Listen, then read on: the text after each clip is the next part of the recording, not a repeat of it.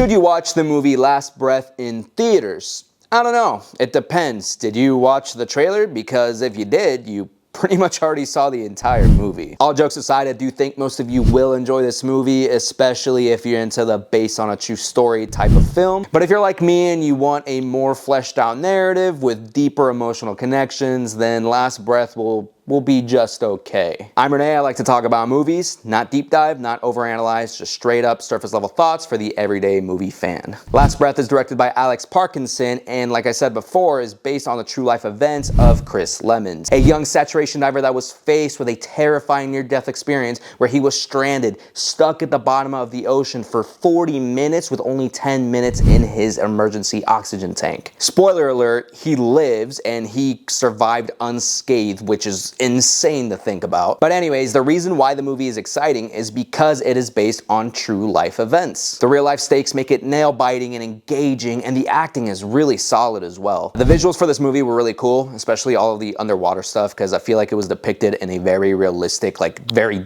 dark and desolate way, which is awesome. And I found it really interesting learning about the potential dangers and everything that goes into being like a deep sea diver, so that part was really cool as well. It's like one of those jobs that you forget is a real thing, you know, and that's terrifying to me. The fact that there's someone out there right now doing that kind of thing, going down deep in water where you can't see anything around you, like that's crazy to me, and that was cool that they really captured that in this movie. With that said, I feel like this movie is way too short, and I feel like it doesn't dive deep enough. Get it? Dive deep enough? Because... okay.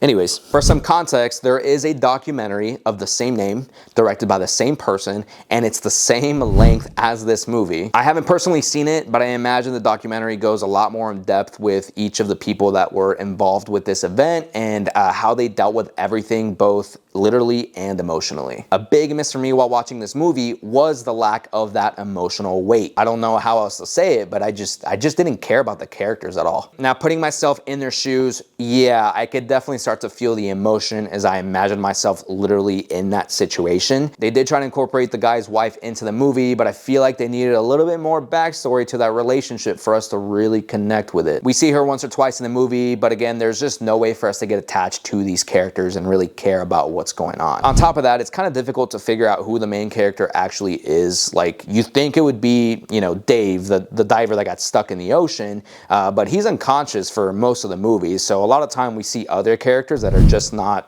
fleshed out at all. Woody Harrelson's character, Duncan, had like a little baby subplot where there was some kind of like there was like a little emotional thing that happened, and that just went absolutely nowhere. I don't think it was brought up ever again except that one time, and it was kind of meant to make it seem like, oh, this is going to be like important for the story later on.